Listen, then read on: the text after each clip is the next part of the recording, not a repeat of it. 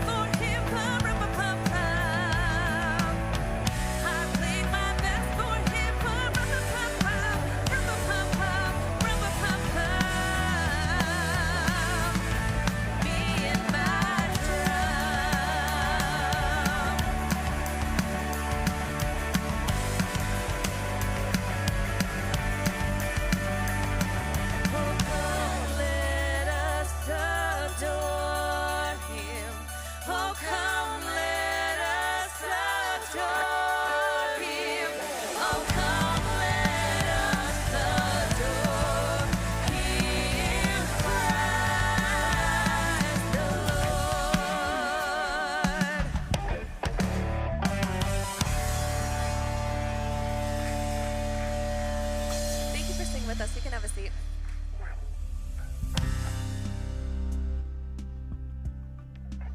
Good morning. I'm Allie. This is Tom. Good morning. And we are in the full holiday swing, right? Sure are you feeling all the joy, the Christmas music, the chaos that's going on? No, just me. But no, we have some fun and festive things that are coming up. We can't wait to share them with you. Yeah, before we get into all of that, just want to say, if you are visiting with us, if this is your first time here with us here at Community Church, thank you for taking some time out of your weekend to be here. We know that you have plenty going on, so if you're here, that's awesome. We'd love to hear from you. If you would be willing, we have this thing called the connection page, communitychurch.net/connect. If you go on there and fill out the form, we'll send you a gift card in the mail, or you can do that kind of in person here at the church. If you're in that cafe, head over to a table. There's this big sign that says I'm New, and you can meet one of our hosts there, talk to them, and they will give you a gift just for showing up. So that's pretty cool. So we have had the honor of partnering again with Babylon Strong for the Giving Tree to help give back to families in this community. If you did participate and take a tag, then please make sure you get those back today. Actually, this is the last day to do that. And we have started the 6th annual 12 Days of Christmas. Yes. Woo! We are Sort of excited about it. we are very excited about it. So this started Friday. So every day from December 13th through the 24th, we give away items from a local shop. And if you want to participate, you can follow along on our Facebook or Instagram. And the night before, we will share the following day's store, how many items, and what the item is going to be. And if you're one of the first people to show up at the store at the designated time, you can take one home because it's already been paid for. And as a little bonus, That's right. we actually have one of the items. This is actually, spoiler alert, the item that's going to be given away tomorrow. You're hearing it here first. It's a Swell Taco gift card. That's right. All right. So Tom, who's going to take this home? Somebody in this room is going to take it home, but we're going to play a little trivia game. It's very quick. First person to raise their hand and give the correct answer will get this. The question is, in the song The 12 Days of Christmas, what was the gift given on the 10th day? 10 ladies dancing is not the correct answer. Over here. Close. 10 lords a leaping That's is right. correct. That's So right. close. All right. I'm sorry. I think it's 9 We'll get ladies this in, dancing, all right. 10 lords a leaping. Right now. There we go. I only know because I used to be one of the lords. Anyway, sorry about that. All right, what I want to talk to you about next is a bunch of dates that are coming up for our church and for our church services. So before I even tell you any of the dates, I want to emphasize that if you have any questions about when things are happening, you need to get the church app.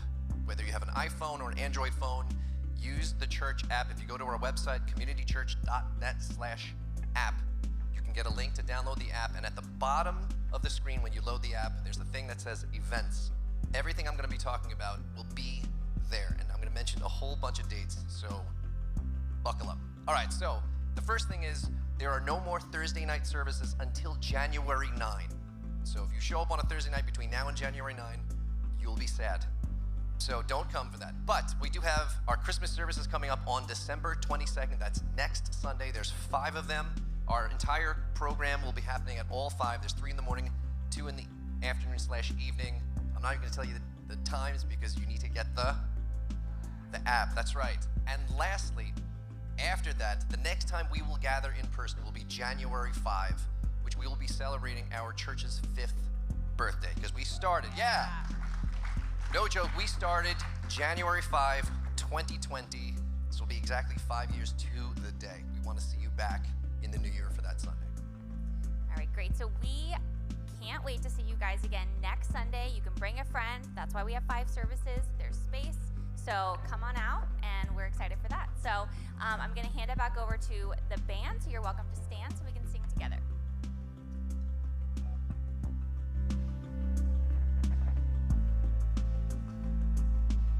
All right, here we go.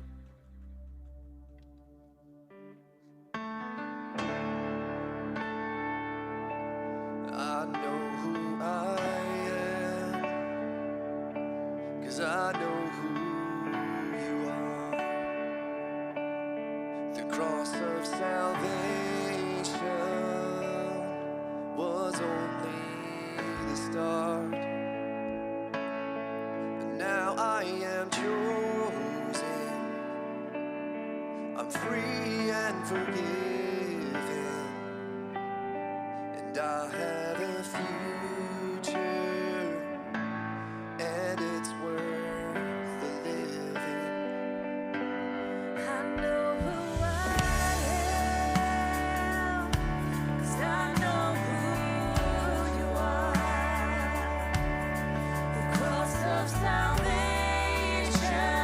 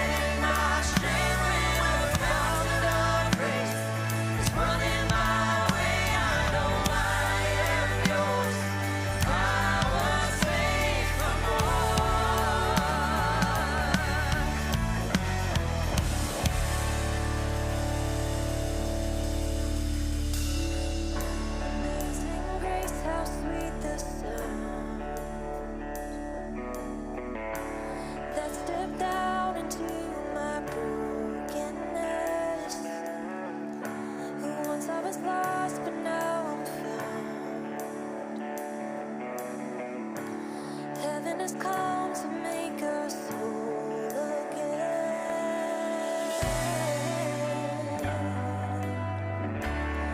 Oh, heaven is calling.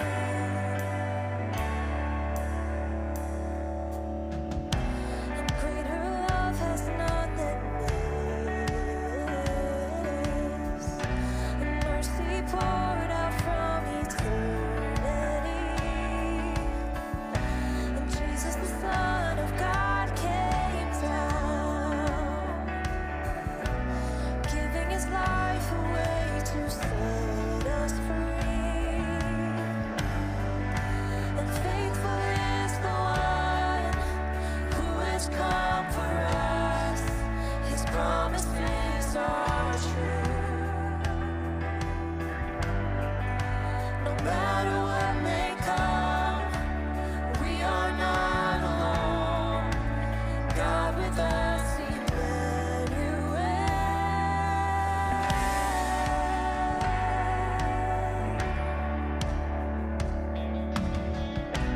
Even when the world gives way, nothing can separate us from his love. And there's no room for fear and shame. Here in the light of all he said and done. And faithful is the one who has come for us. His promises are true. No matter what may come, we are not alone. God with us, Emmanuel.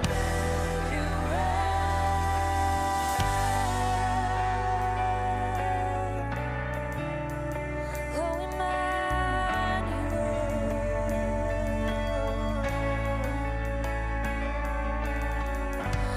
You are faithful, and you are faithful.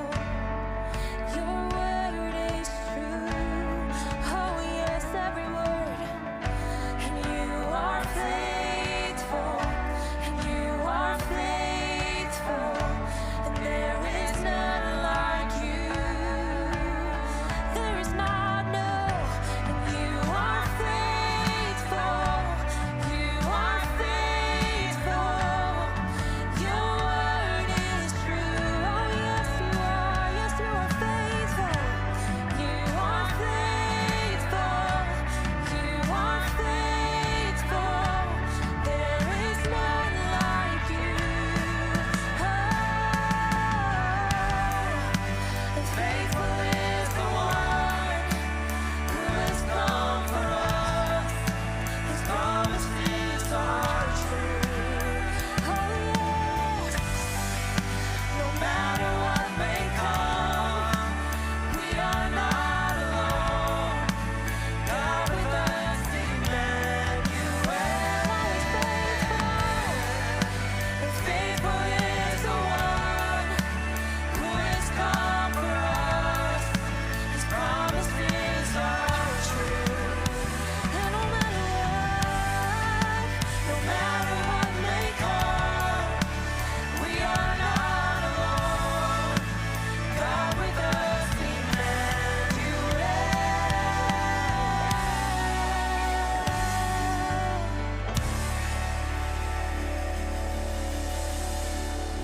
Thank you for singing with us. You can have a seat. When I was younger, I never wondered if I was good or I was sad. Torture my teachers, tormented preachers. I'd say my childhood was grand. I love it through danger. Darkness is not a stranger. Needs a hand to wait. You got some trouble coming. A fire and a cold ice. Naughty, don't play nice.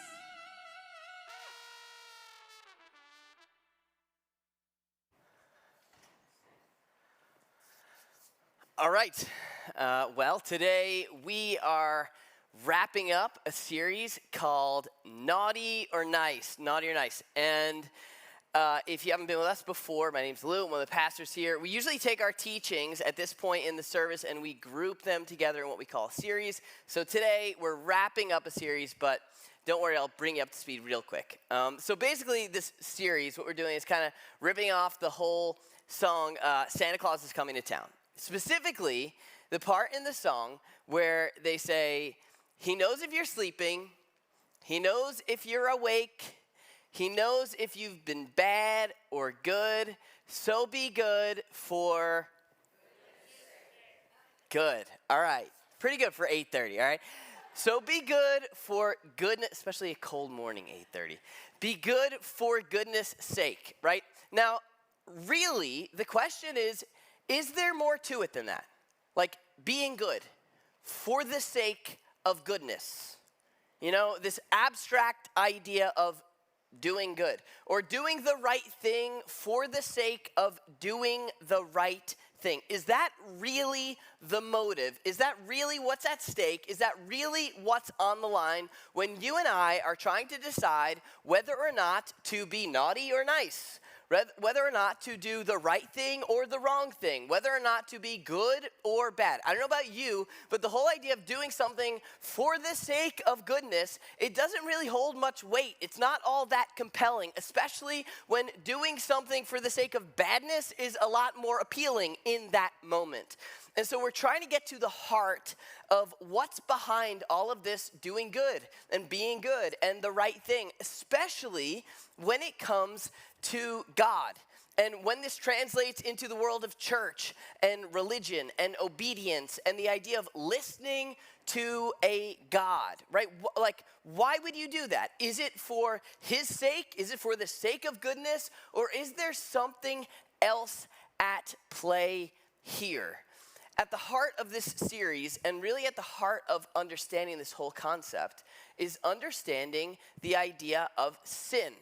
Sin. A lot of times we use the word sin simply to talk about things that we think like God doesn't like, you know, things that you should be ashamed of, things you feel guilty about, like you sinned, you colored outside the lines, you broke one of God's rules, and so now you're not being good, right? We use that word to describe when we do something that we think God's not in favor of. And while there's some truth to that, like God's not in favor of these things, the idea is not just because sin is wrong, you know, and like the grand list of things that are right and wrong. If you and I believe that sin is simply wrong, then it doesn't hold all that much weight. But if you understand sin to be not just wrong, but way worse than that, like toxic, something that poisons you, not necessarily something that's going to kill you physically, though it can, but something that is like eroding the things in your life that you love, the things in your life that's good, something that's jeopardizing the things that we treasure and value, the things that really matter. When Jesus talked about God, he talked about him more than anything else as a father who cares for his children. So is sin wrong? Like, well, yes, the same way it's wrong for a child to play in traffic. But is it dangerous? Is it going to like hurt that child? If you understand God as a father and understand sin to be something that takes away, that hurts, that breaks down things that are good, then that in itself can totally transform the way you understand God and church and faith and religion and Jesus. We said at the end of week 1, we said God is not concerned about your grade, he's concerned about your good. Like he is a father who is deeply invested in the well-being and the flourishing of the people that he loves so much. And so if you get nothing else out of this series, it's the idea that sin, whether you believe in Jesus or not, but when you hear sin, don't think wrong. Think toxic. Think poison. So over the past few weeks, we've been going through individual sins. On the second week of the series, Tom talked about envy and where that leads and what that does to us and how it's not just pointless, it's not just ineffective, but it's toxic. How envy ruins the things in life that are good. Last week, we talked about pride. How pride is not just arrogance, but it's this idea that it's my job to defend, my job to present the case for who I am and what I'm worth. Pride, we looked at C.S. Lewis's definition. Pride he calls ruthless, sleepless, unsmiling concentration on the self. And it's exhausting. It takes the joy out of doing things in life because all things become me presenting the argument for me, for who I am and what I'm worth. And so God tells us to watch out for these things, not because they're wrong, but because they're toxic. The thing that we're talking about today is another one of those things. It's another one of those toxins. It's something that we often don't address by name, or at least I don't when I see it in myself. It's something that our culture really doesn't address all that much, but it's something that has the ability to radically transform the way that we trust God. It's countercultural, like embracing this thing or seeing this thing as a toxin. And I would argue that it's the easiest toxin to act on. And when I say easiest, I don't mean that it's like actually easy to do, but the way to act on it, the way to do something about it is so unbelievably practical and concrete. You can act on it even if you're not feeling it on the inside. So I'll tell you a story to kind of like set this up for you. When I was in pre-K, or maybe even younger, like I don't even remember this. This is one of those stories my parents have told to me repeatedly because I was so young I don't remember. But there was this activity in school where the teacher asked us to draw a picture of what we would ask for if we could have anything we wanted. So I had this little like thing. Apparently I had to draw a picture or express like, if I could have one thing, this is what I would want. And my answer was, as a little kid in pre-K, preschool, my answer was a bucket of teeth. Bucket of teeth, right? Now, understandably, the adults in my life inquired, like, hey, child, what's the deal with the bucket of teeth? And what I expressed to them was that at the time, it's not this way anymore, but at the time I had a pretty sweet arrangement with the tooth fairy where I put a tooth under my pillow and I woke up and there was money the next morning. So I thought, man, if I had a bucket of teeth just all day, every day, cashing in every morning when I wake up, right? Now, I don't know what that tells you about me as a child, like why I didn't just go straight for the money. You know, why not a bucket of cash? Maybe I wanted it to be a magical experience. I don't know. But here's what's interesting. I was so young, I don't even remember the story. Like, I don't even remember actually saying that. But even at such a young age, I still believed that more was better. If I had more money, things would be better. I was in preschool. I didn't have a wallet. I didn't have stress. I wasn't worried about how I was going to pay the bills, right? It wasn't like I had grown-up problems, but I still, as a child, believed that more was better. Have you ever found yourself saying this, like some form of this? Once I have, then I'll be. Right? Like, once I have more in the bank, like, then I'll be able to rest. Once I have more coming in, then I'll be happy. Right? Once I have more in retirement, then I'll be able to stop worrying. Once I have, then I'll be. You ever found yourself saying that? Like the good life, the idea of being happy and resting and not striving and not worrying, like it's out there. And once I have more to some extent or another, well, then I'll be able to truly experience that. You know the term like the life, you ever people talk about the life, like on TV, it'll be like, you know, something goes really well or someone's on a tropical island and they're like, this is the life, you know? Or like like the current generation will say like your best life or the good life. It's all the same concept. And what's amazing about that concept is that 2,000 years ago, Jesus was talking about the same thing. And people who were around during the time Jesus was around, they talked about the same thing, and they used a very similar term, life, or life more abundantly, or life to the full. There's this concept that there is a life that's better, that's attainable, and it's out there. The issue, though, was people often had very different ideas about how to get there. And today, in the time we have left, what we're going to look at is something Jesus says about the life and its connection to more. Because more is not always bad, but it's also not always good. So Jesus is teaching this big crowd. And at this point in his life, Jesus is wildly famous. There are people, like literally thousands of people coming out to listen to him. Luke writes that at a certain point, people were trampling over each other just to get to him. And so he's teaching, he's saying all these things that are blowing people's minds. He's doing things that are blowing people's minds.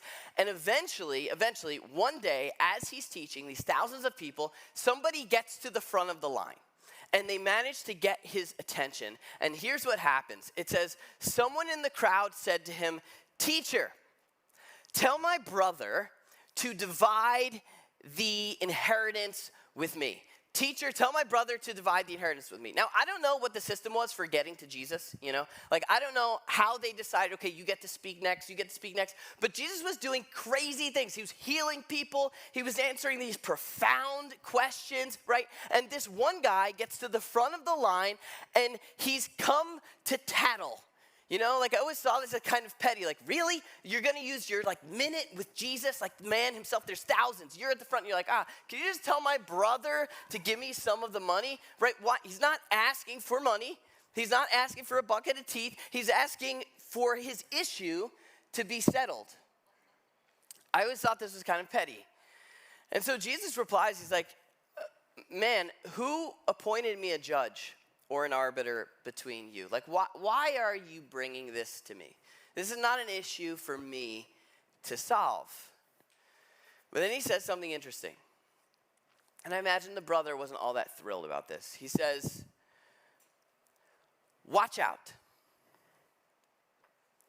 Be on guard. Like, be careful. He doesn't say watch out for people who want to take advantage of you. He doesn't say watch out for older brothers who aren't going to give you your inheritance.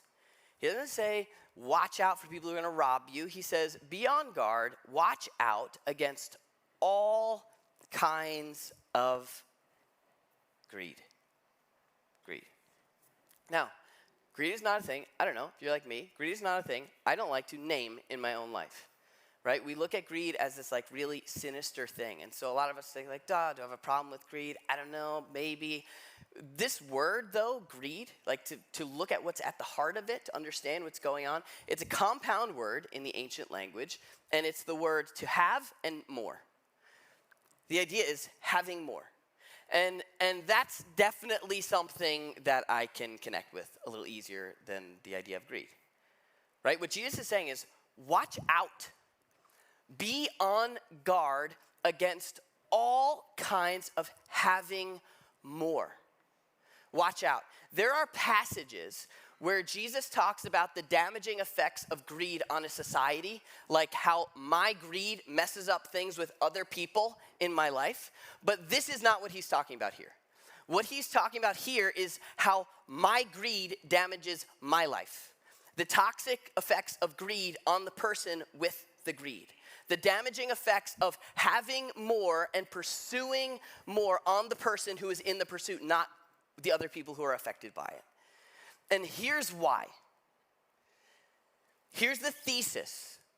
Here's the point. Here's the thing that he's going to highlight in yellow, the thing he doesn't want people to forget, the reason why you have to be careful against all kinds of having more. He says, life does not consist in an abundance of possessions.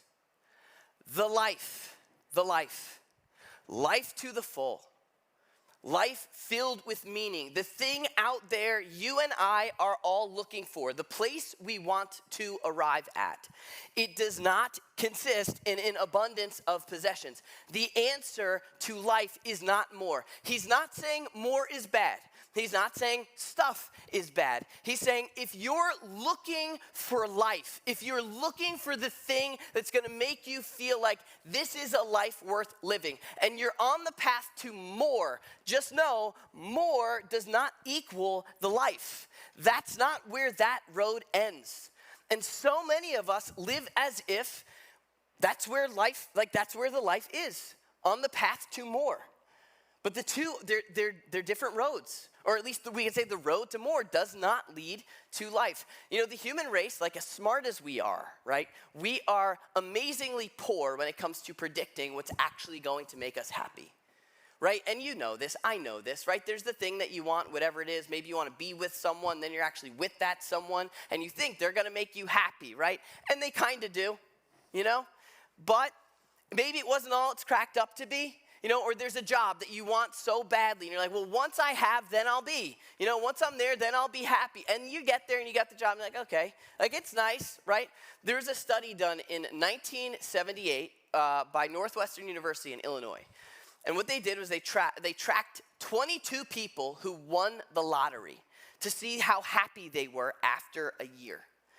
And at the same time, they tracked 22 people who had been in an accident so bad that it had taken away their ability to walk for the rest of their lives. They were bound to a wheelchair their entire lives. After 1 year, do you know which group was happier? Neither. They were the same. Initially, there was a spike in both groups. There was a spike of joy with the group that won the lottery. And there was a spike of sadness in the group that had the accident. But by 1 year, both of them had made it back to equilibrium where they were. Right? I don't know about you, but that is just mind-blowing to me. Like, if you think that more will lead you to the life, it's a mistake. It's a mistake. And what's amazing is that a lot of us, like, we know that, and we've heard that, but it doesn't, like, sink in. And I think the same was true for the people that Jesus was talking to. And so he gives them a story. Like, all right, you all agree, well, look at it like this. And he tells them a parable, which is a story with a lesson. He says this, he says, the ground of a certain rich man yielded an abundant harvest, all right? So this is a fake person, this didn't actually happen, but Jesus is presenting a case. The ground, okay, so one, the guy owns land. He's in a good place financially if he owns land. He's rich, so we know he owns land and he's already got a lot. And then his land yielded an abundant harvest. He's got more, and more is on the way. What Jesus is doing is setting up a situation. He's like, okay, here's a guy who has everything you've ever wanted, right? This is the guy that invested in Apple in 1980. This is the person who has so much. He thought to himself, this is the life. Nope. He thought, what shall I do? I have no place to store my crops. If you're in the crowd listening to this made-up story that Jesus is telling you, like, are you serious? Like, you've got a problem? You know, like, this is an issue for you? You're worried because you've got ground, you're rich, you've got an abundant harvest, and you've got so much stuff, you don't know where to put it. Like, really, you have an issue? And he says, I know, this is what I'll do. I'll tear down my barns and build bigger ones. And there I will store my surplus grain. And I'll say to myself, you have plenty of grain laid up for many years. Take life easy. Eat, drink, and be merry. See what he's saying? He's saying, once I have, then I'll be. Right? He's already got what everybody wants, but he's still saying, once I have, then I'll be. Like he says, like, once I have bigger barns, I have a place to keep my crops, then I'll say to myself, you have plenty stored up for many years, so take life easy. The word is literally rest. He's saying, then I'll be able to stop worrying. Then I'll be able to stop being so concerned about what I'm going to do with my life. Eat, drink, and be merry. The word is be happy. He's saying, once I have more, then I'll be able to stop worrying and be happy. You ever said that? Ever felt that way? Once I have, then I'll be happy and free of worry. This is the reality of greed. And everyone listening sees this. Greed, it's never satisfied. Meaning, the guy has what everyone wants, but he doesn't see it. He's already at more. He's at more, he's getting more, but he still needs more because he's worried. What Jesus is not saying here, and this is what's important, what he's not saying here is that it's bad to save. Right? He's also not saying it's bad to have stuff or to have a lot of stuff. In fact, Paul wrote a letter to Timothy where he told Timothy, tell people who have a lot to be generous with that. He doesn't say tell people who have a lot that they're wrong and they shouldn't have a lot. The idea in this passage is that if you think life, more is going to lead you to life, that's where you're mistaken. He has what he's looking for and he doesn't realize it because he's distracted by what he's looking for. You ever put your sunglasses on the top of your head and you're like, where are my sunglasses? That's what this guy's doing. He's got what he's looking for, but he's distracted. He doesn't realize it because of what he's looking for. It's never satisfied. The other thing is that, or we'll keep going. In this story, then God jumps in. And God is the only other character in this story. And you have to read this the right way. It says, God said to him, you fool. This very night, your life will be demanded from you. Then, who will get what you have prepared for yourself? Now, this is one of those situations, this is a great verse. You know why? Because if you see God as this angry punisher who's just ready to pummel people who step out of line, then you're hearing that in the way that you read this. But that's not what Jesus is communicating. A fool in the ancient world, it wasn't so much of an insult as it was a matter of fact. He's saying you have knowledge, but you're not acting on it. You already have what you're looking for, but you're living as if you need more, right? So he's not insulting him here. And then he says, this very night your life will be demanded from you. He's not saying, I'm gonna kill you because you are building bigger barns. He's saying, at some point, all of us are gonna run out of time. At some point, all of us are gonna come to the end of our lives. And it's at that moment, or close to that moment, when we'll realize if we invested ourselves in other people, in who will get what you have prepared for yourself, or if we've been storing everything up for ourselves. And here's what Jesus says. Here's how Jesus concludes. He says, this is how it will be with whoever stores up things for themselves but is not rich toward God. Meaning, this is how it will be. He's using an expression there. To be rich toward God is to be generous. He's saying, for the person who spends their life on the hamster wheel of more, trying to accumulate more and more and more and more and more, there will be a point where they feel like, I could have given so much more. I could have invested in so many others. There was so much potential here, and now, who will get what you've prepared for yourself? There will be a feeling of regret. That's what he's talking about here. In other words, he's saying greed will never allow you to rest. You'll never feel like you actually got there, even though he continued to accumulate more and more and more and more. He never actually felt like he had the life. And it's because he stored all of it up for himself. The point Jesus is making to these people is one, that greed is a restless journey of dissatisfaction. It's a restless journey. It's like a hamster wheel. Restless. He's got it all and he's still worried. And at the end, he's never satisfied. But the other idea behind this is that the impact of your life will be measured by what you give, not by what you gain. Let me say it this way, you will measure the impact of your life by what you give, not by what you gain. When you're not here anymore, the impact of your life will be spoken of in terms of what you've given, not by what you gain. In this profession, doing what I do, I see people at the end of their lives.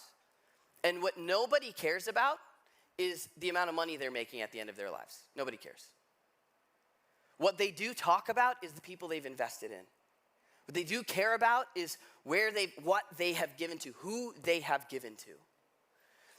If you spend time at funerals, what you realize, if you look for trends, what you realize, what everyone celebrates about the person is what they gave.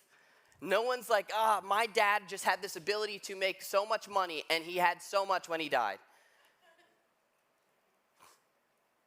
You and I will measure the impact of our lives based on what we give, not what we gain. So then there's this next part of the story. Jesus isn't done here, though. He's talking to a crowd. Remember the scene. He's talking to a crowd. There's thousands. But then he turns to his disciples. Like, in other words, he's announcing to everyone, and then there's a break in the story, and Jesus turns to his disciples. Not like the group of people who have decided to live their lives following him. The group of people who are trying to grow their trust in God. The group of people that's already on board with the stuff that he's teaching. It's like Jesus has a message to the masses, like, hey, everybody, you will measure your life based on the impact of your life, based on what you give, not on what you gain. But then he turns and he takes things a little further with his disciples who are trying to learn how to trust God. And here's what he says. This is going to be a rant, and you should read it yourself because it's a lot in a short amount of time. But there's so much here, and there's one big idea at the end of it. So here's what he says. Ready? We're going to go fast. It says, Jesus said to his disciples, he turns around, looks at them, and he says, therefore, if that's true, in light of all that, he says, do not worry about your life, what you will eat, or about your body, what you will wear. For life, remember life? Remember? Like the idea of life? Like life does not consist in the abundance of possessions. He says, life is more. It's more than food, and the body is more than clothes. He's inviting them to live for more. He says, consider the ravens. Like, look at the birds. They don't sow or reap. They have no storeroom or barn, yet God feeds them. Remember that. And how much more valuable are you than birds? He says, who of you by worrying can add a single hour to your life? Since you cannot do this very little thing, why do you worry about the rest? Then he gives them another example. He says, consider how the wildflowers grow. They do not labor or spin.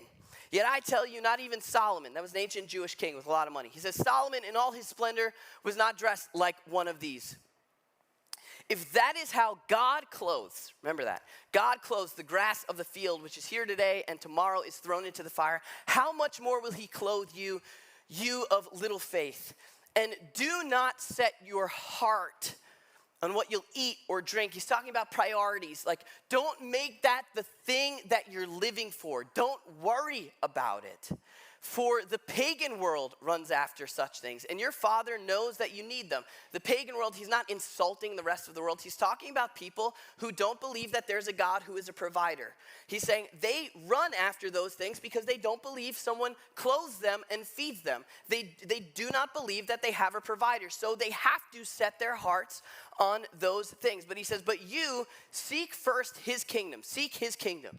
And these things will be given to you as well. His kingdom, if you were with us like a few months ago when we talked about the whole idea of your kingdom come, your will be done, the idea is to seek the good of other people. He's saying invest in other people. Care about other people. Don't make your thing the pursuit of more. And then he comforts them again. He says, don't be afraid, little flock, for your Father, God, has been pleased to give you the kingdom. Sell your possessions and give to the poor. Provide purses for yourselves that do not wear out. A treasure in heaven that will never fail, where no thief comes near and no moth destroys. He says, for where your treasure is, there your heart will be also. Now, I know that there's a lot there, and you should go back and read it. It's Luke chapter 12. There's a lot there to sit with and think about. But the main idea here is two things. One, he's saying, live for more. Like, live for something greater than simply providing for yourself. Live for more than having more. Why? Because the impact of your life will be measured by what you give, not by what you gain. So he's inviting them. He's like sell your stuff, give stuff away. Be a generous person, because those are the things, he says, purses that will not wear out. You will never regret an act of generosity ever, ever. And so live for something more. Why? Why? And here's the part. Here's why he turns to his disciples who already have a faith of their own. Because God will give you what you need to be generous. God will give you what you need to be generous. In other words, the framework of this whole thing, the argument Jesus is presenting, the way that God works through people, God wants to show the world that he's generous. And he does that by being the provider and the supplier of people who trust him and then choose to be generous. Like, God gives through the generosity of people who trust him. That's the framework of all of this. People see that God is generous when they see the generosity of people who have chosen to trust God as their supplier. And so he turns his disciples to those following him and he's like, look, like, you have a supplier. You know that. Not because you've earned it, but because you believe this. And so go live for more. Embrace this. Be a generous person. God will give you what you need to be generous. God shows himself to be generous to the world through the generosity of his people. He's saying to teach generosity by modeling it. If you were with us early in the beginning of the service, we were talking about the 12 days of Christmas. The 12 days of Christmas is something that we do as a church where we go out and we buy things from local stores, right? Shops in the village. We pay for them. Then we ask the shop owners to hold on to those things until it's their day in the 12 days leading up to Christmas. We'll announce it, then people will come and they'll claim those things that we paid for, right? And so it's a win-win-win for everybody. It's a win for the shop owners because they're getting business coming to their place and they don't have to pay for it. It's a win for the people who get the free stuff because they go in, they get free stuff. And it's a win for us because we have the opportunity to teach generosity by modeling it. We show that we believe we have a provider by being generous. Some of you have asked questions like, where does this money come from? You know, like there's this idea that the church has all of this money, you know. There's a back room where Scrooge McDuck does his like dive into the... No, like there is not extra money.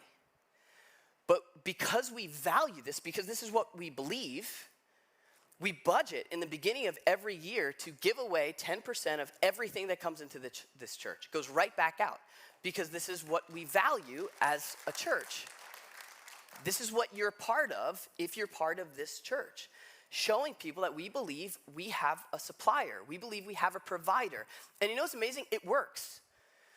The person who runs the 12 days of Christmas right now at our church first heard about our church 5 years ago because of the 12 days of Christmas. She had never been involved in a church before, heard about it, started coming to the church, joined the team, got baptized, got more and more involved. Now she runs the 12 days of Christmas. It's because of the statement that the 12 days of Christmas first made to her. This is how it works. And what's amazing is if that you have seen God to be generous because of your involvement here in the church.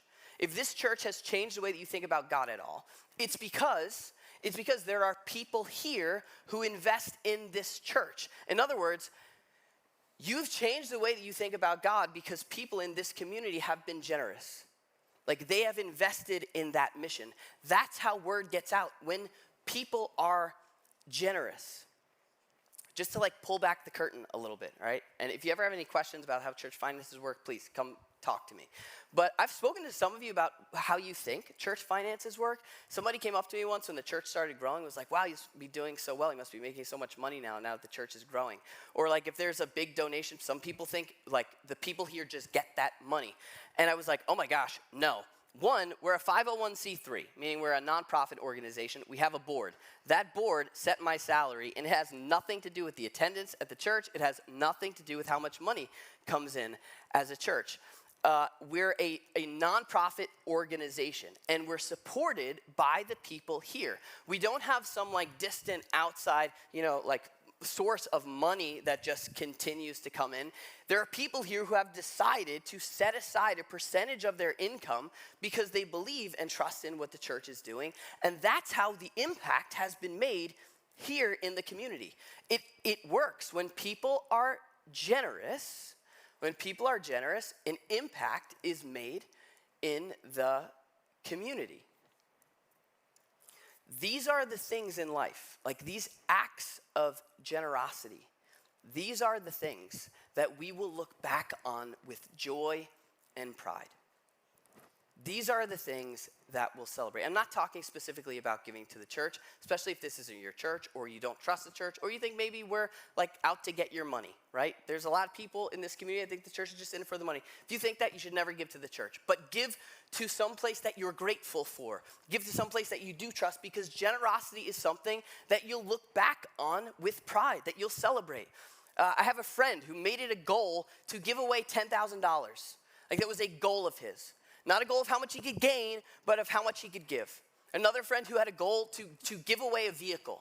Like one day I want to be in a place where I could give away a vehicle. And he's been able to accomplish that goal. Like these are the things that he looks back on with pride. The things in your life that you'll celebrate are the radical acts of generosity. The way that you invest in other people. You will never ever regret that. And so from a very practical standpoint, there's really two ways that we can learn to be generous. When I was in 3rd or 4th grade, I think I've told you this story before, but when I was in 3rd or 4th grade, I had a holiday boutique, right? Where you get a little envelope, and my parents filled the envelope with money, and I took it to the holiday boutique, and they were like, all right, take this money and spend it on the people in your family, right? Like buy gifts for other people. And so they gave me an envelope, and I got to the holiday boutique. And when I got there, right away, it wasn't fair. Right away, I saw this little basketball figure, like right in the opening, and I was like, I need that. So I bought it. Then I continued to like go through the boutique. I saw this little like pencil holder. It was a dinosaur with a big open mouth. You put the pencil in the mouth, and I was like, I don't have a place to keep my pencil. So I bought that too, and I went through. I bought a few other things, and then time was up. And I realized I had purchased nothing for anyone but myself. And that was a moment, honestly, I was sad. My parents were not happy, but I was sad. Like I ran out of time, I realized I had spent it all on myself. You know what I've realized since then? Life, especially if you're a follower of Jesus, life is like the holiday boutique. What Jesus is saying in this whole passage is like, you have a God who is your supplier, and he's given you something and said, go, like make an impact. Go spend this on other people. I'll take care of you. Don't worry, but go and be generous. And what I don't want is for there to be a moment where like my time is up and I look back and realize I spent it all on myself. So there's two things that you can do that I would challenge you to do, especially if you're a follower of Jesus. If you want to be generous, one, you plan to be generous. In other words, like when you make a decision about where your money is going, if you have a budget to be generous. Make a decision, maybe it's a percentage of your income where you decide this is going out. This is going to make sure this is a guardrail. This is my way of watching out and being on guard from all kinds of wanting more, having more. And so you make a decision at the beginning of the month to give, and give to what you believe in and what you support. So for some people, that's the church. For other people, especially if you don't trust the church, like I said before, make it someplace else. This is what Allie and I do. This is what we teach our kids to do, because we want to show them that you are not just made to spend everything on yourself. Plan to be generous. The other thing is to train to be generous. And this is a little harder. But there are ways that you can teach yourself to look to be spontaneously generous. To be the person in the moment that is quick to lend a helping hand. That is quick to give in the moment. Who develops an instinct of generosity. And so for that, we want to give you an opportunity to do that today. We've done this before, but I'm going to ask the ushers to come forward. We're going to give you some envelopes. We normally don't pass things around here. If we have the host with the buckets, get him ready in the back. We want to give you an opportunity to be spontaneously generous and to train yourself to be spontaneously generous. So these buckets are going around, and when you get one, you can take an envelope and put it down at the end of your row. But inside the envelope, there's $10. And we want you to take this envelope and bring it with you wherever you go. So for me, I keep my envelope on the dashboard of my car, or I'll keep it in my backpack. But keep it in a place where you're gonna see it on a regular basis. And what's so great about this is that you're ready in the moment to be spontaneously generous. And we've set you up with the first $10, right? Like that's on us. We're teaching generosity by modeling it. But from there, once you do that, then you fill it. After that, put in the next $10 bill and teach yourself to be spontaneously generous. Maybe you add $10 to the tip at your next meal. Maybe you pay for the drink in the person behind you at the drive-thru. But take this, put it someplace where you're gonna see it, and know you'll always be ready to be generous. This is a way that you can train yourself, that you can watch out, be on guard against all kinds of having more. Be the kind of people who've learned to be generous. I'm gonna ask the band to come back up here. We're just about out of time. We're definitely out of time. But just think for a second. Like this church, we've grown to a decent size. There's several hundreds of us now. Can you imagine, like in one community, if this 1 week, like somewhere around 1,000 people looked for an opportunity to give away $10? It's only $10, but I promise you that the $10 that you give away will mean more to you than the next $10 that you spend. You'll remember it. It'll make an impact. And when hundreds of people do this all at the same time, this is where we get a glimpse of what Jesus meant when he said, "You are the light of the world." We have the opportunity to be generous. Let's pray together, and then we're going to get out of here. All right. God, we're grateful that you love us, that you have made us to be generous because you first were generous. Because you, Jesus, though you were rich, made yourself poor so that we might become rich. Not necessarily with finances, but rich in life to the full. And so, God, would you use these envelopes to make an impact, not just in the lives of those who receive what's in them, but in the lives of those who give what's in them. Would you help us to see that life is not found in the abundance of possessions, but in what we give, that our impact will be measured by what we give, not by what we gain. God, would you make us more like you? In Jesus' name we pray, amen.